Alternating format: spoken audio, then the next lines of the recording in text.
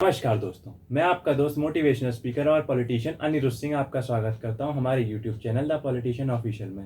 अगर आपने अभी तक ये चैनल सब्सक्राइब नहीं किया है तो प्लीज़ सब्सक्राइब कर लीजिए। वीडियो अच्छी लगे तो लाइक कीजिए, कमेंट कीजिए, शेयर कीजिए। धन्यवाद। आज मैं आपको एक ऐसे राजा के बारे में बताने जा रहा हूँ जो हाल ही में बहुत ही ज़्यादा सुर्खियों में रहे हैं, जिनकी अभी हाल ही में हमारे मुख्यमंत्री श्री योगी आदित्यनाथ ने एक मूर्ति भी लगाई थी दादरी के मेहर भोज इंटर पीजी कॉलेज में, और इस पर काफ़ी विवाद भी हुआ।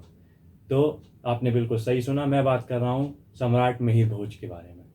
सम्राट मिहिर भोज के बारे में पहले मैं आपको उनका जीवन परिचय बताऊंगा, फिर जो उनका जातीय विवाद हुआ है उसके बारे में, और उनकी असल में जाति क्या थी उसके बारे में। तो सबसे पहले शुरू करते हैं कि सम्राट मिहिर भोज कौन थे। सम्राट मिहिर भोज का जो शासनकाल रहा वो 836 एडी से 885 एडी यानी कि लगभग 49 ईयर्स 49 साल तक रहा। ये इनका शासनकाल ये माना जाता है, और ये कई किताबों में भी रेफरेंस है, कि कश्मीर से लेके कर्नाटक तक और गुजरात से लेके बंगाल के कुछ हिस्सों तक फैला हुआ था, यानी कि बहुत ही बड़ा साम्राज्य था। इनके पिता का नाम कहा जाए तो रामभद्र था, और ये प्रतिहार वंश से बिलोंग करते थे। अब प्रतिहार वंश गुर्जर था कि राजपूत था, इस पर हम बाद में आएंगे। इनके शासनकाल की राजधानी कन्नौज थी, और यह माना जाता है कि जिस समय कन्नौज के राजा थे उस समय कन्नौज में 10,000 मंदिर और 7 किले थे। उन्होंने बहुत सारे छोटे छोटे राज्य रजवाड़ों को जीतकर अपना यह बहुत बड़ा साम्राज्य बनाया था, और भारत की अरबों से हिफाजत की थी, और अरब भारत में घुस नहीं पाए थे और उनसे डरते थे, ऐसा अरबी राइटर ही लिखते हैं। अगर हम बात करें तो सबसे पहले जब ये पावर में आए, अपने पिता श्री रामभद्र का कहा जाता है इन्होंने कत्ल किया था, और फिर पावर में आए थे। तो जब ये पावर में आए तो इन्होंने सबसे पहले बंगाल के देवपाल को हराया, लेकिन वह जीत ज़्यादा दिन नहीं चल पाई और देवपाल ने वापस हरा के अपनी सारी टेरिटरीज ले ली। फिर इसके बाद इन्होंने गुजरात या उस समय का गुर्जर प्रदेश, मालवा और पे हमला किया और उसे कैप्चर किया। और उसी के बाद, ये ध्यान देने वाली बात है, उसी के बाद इन्हें गुजरेश्वर यानी गुजरात प्रदेश के महाराज की उपाधि दी गई। लेकिन उसके बाद क्या हुआ कि राष्ट्रकूट वंश जो साउथ का नहीं कहेंगे, महाराष्ट्र में जिनका एपिसेंटर था, और वहाँ से कर्नाटक तक और गुजरात तक उनकी सीमाएं थी, तो राष्ट्रकूट वंश के राजा ने इनको हरा दिया और वापस गुर्जर प्रदेश को अपने कब्जे में कर लिया। कलहन की राजतरंगिणी में ये लिखा हुआ है कि जो इनका जो साम्राज्य है वो कश्मीर तक फैला हुआ था, और जो आप जानते हैं राजतरंगिणी कश्मीर के शासकों की सबसे एलीट बुक मानी जाती है, सबसे भरोसेमंद बुक मानी जाती है। और उसमें ये भी लिखा हुआ है कि वल्ल, मध्य, आर्य, त्रिवेणी, इन सब राज्यों ने इनकी जो है अधीनता स्वीकार ली थी। इनके जो मित्रों के नाम है उसमें नेपाल के राजा और जो फार ईस्ट के जो राजा हैं, आसाम के राजा, और उस तरफ के जो राजा हैं वो इनके मित्र कहे जाते हैं। अरब राइटर जो सुलेमान है वो लिखते हैं कि इनके राज्य में चोर और डाकुओं का नामो निशान तक नहीं था, और वो सब इनके राज्य में रहने से डरते थे। इनकी सेना में बहुत सारे हाथी, घोड़े, ऊंट, सब हर तरह के जानवर थे, और इनकी 1.5 लाख के करीब की सेना थी। अब हम आते हैं इनके जातीय विवाद पर। जातीय विवाद पर आने से पहले ये बताना चाहूँगा कि इन्होंने पहले तो गुर्जर प्रदेश हारे थे, लेकिन बाद में जब राष्ट्रकूट जो वंश के राजा हैं उनकी मृत्यु हुई, और उधर बंगाल में देवपाल की मृत्यु हुई, तो दोनों के नए शासक आए, तो इन्होंने बंगाल में भी जीत प्राप्त की, और यहाँ पर भी गुजरात में भी राष्ट्रकूट वंश से गुर्जर प्रदेश और नीचे महाराष्ट्र और कर्नाटक तक का राज्य उनसे जीत लिया। और इनकी जो राजधानी थी वो कन्नौज ही रही। और इन तीनों के स्ट्रगल को, जो कन्नौज के लिए तीनों ये डायनेस्टी, गुर्जर प्रतिहार और दूसरी पाल डायनेस्टी और तीसरी राष्ट्रकूट डायनेस्टी, जो तीनों लड़ती थी, तो इनके स्ट्रगल को त्रिपाठी स्ट्रगल भी कहा गया है, जैसा कि बहुत लोगों ने एनसीईआरटी में पढ़ा भी होगा। अब बात करें इनके जातीय विवाद पर, तो गुर्जर शब्द सबसे पहले हर्ष चरित्र में आता है, जो कि वाण भट्ट ने लिखी थी, जो कि राजा हर्षवर्धन के कोर्ट में पोएट थे।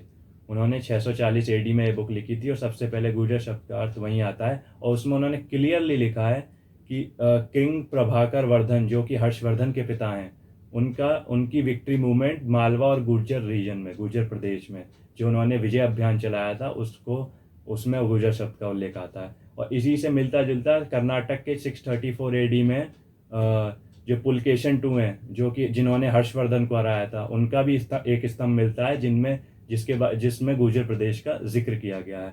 हुआन तासंग, जो चीन के जो यात्री थे, वो भारत आए थे, जब वो हर्षवर्धन के समय में ही आए थे, और उन्होंने भी अपनी ट्रैवल डायरी में गुर्जर प्रदेश नाम के क्या कहते हैं राज्य का जिक्र किया है। और उसमें ये भी लिखा है कि वो प्रदेश उस समय चावड़ राजपूतों द्वारा उस पर शासन किया जाता था। और सबसे बड़ा जो फैक्ट क्या कहते हैं सबूत है कि गुर्जर एक स्थानीय शब्द है, उसका ये है कि मराठा किंग, जो बड़ौदा के मराठा राजा हैं, जो उनको आज भी गुर्जर नरेश बुलाया जाता है, क्योंकि उस भूमि का नाम गुर्जर प्रदेश था पहले, लेकिन वो मराठा हैं, लेकिन आज भी उनको गुर्जर नरेश ही बुलाया जाता है। वो इसलिए क्योंकि वो क्षेत्र का नाम ही गुर्जर प्रदेश था। जैन जो मॉन्क हैं, ये मैंने सब लिखा हुआ है इसलिए बता रहा हूँ। ये जैन जो मॉन्क हैं, वदहंता सूरी, उन्होंने भी अपनी बुक काव्य माला, उसमें गुर्जर शब्द का जिक्र किया है। उन्होंने जो लोग हैं अलग अलग रीजन में जो रहते हैं भारत के, जैसे मालवा, सिंध, गुर्जर, तो उन्होंने उनको अलग अलग उनके रीजन के हिसाब से उनका पहले रीजन का नाम लिया और फिर उनकी कास्ट का नाम लिया। जैसे अगर कोई सिंध में, उन्होंने जैसे सिंध का जिक्र किया और सिंध में कोई ब्राह्मण रहता है, उन्होंने उसे सिंधी ब्राह्मण कहा है। ऐसे ही अगर कोई गुर्जर प्रदेश में ब्राह्मण रहता है तो उन्होंने उसे गुर्जर ब्राह्मण कहा है। इससे ये और एक शिलालेख जो 1172 में जो ये क्लियरली बताता है, गुजरात में एक शिलालेख है 1172 में का जो है, वो पाया गया कि गुर्जर ब्राह्मण जो थे वो कृष्ण वस्त्र गोत्र के ब्राह्मण थे, 12वीं शताब्दी में चालुक्य राजा कुमारपाल सोलंकी, उन्होंने भी अपनी बुक जो लिखी है कुमार प्रबंध, उसमें भी 36 कुल जो राजपूतों के हैं उनका वर्णन किया है, और उसमें गुर्जर शब्द कहीं मेंशन नहीं किया गया है। गुजरात में भी कई जो जगह हैं वो ऐसे ही नाम पर हैं, जैसे गुर्जर देहात्री या गुर्जर त्रयोदशी, जो कि ये क्लियरली मेंशन करता है कि गुर्जर एक स्थानवाचक शब्द है। कश्मीर की हिस्ट्री बुक, जिसका मैंने पहले भी जिक्र किया, राजतरंगिनी, उसमें भी गुर्जर शब्द का कोई मेंशन नहीं है, जबकि वहाँ पर अच्छी खासी गुर्जरों की तादाद है। जबकि उन्होंने मिहिर भोज की ब्रेवरी के खूब किस्से राजतरंगिनी में लिखे हुए हैं, लेकिन वहाँ पर गुर्जर शब्द का एक भी जगह जिक्र नहीं आता। और दो जो सबसे बड़े प्रूफ हैं जो ये साबित कर सकते हैं कि जो गुर्जर है वो स्थानवाचक शब्द है, वो ये कि गल्लका के शिलालेख में नागभट्ट, जो गुर्जर प्रतिहार वंश के संस्थापक थे, उनके बारे में ये लिखा गया है कि उन्होंने गुर्जर प्रदेश या कि गुर्जर्स को हराया। अब गुर्जर्स का यहाँ ये मतलब कि रेजिडेंट्स ऑफ गुर्जर प्रदेश, जो गुर्जर प्रदेश के रहने वाले लोग हैं, उनको हराया, और उनको हराने के बाद जो उनको उपाधि दी गई वो थी गुर्जरेश्वर।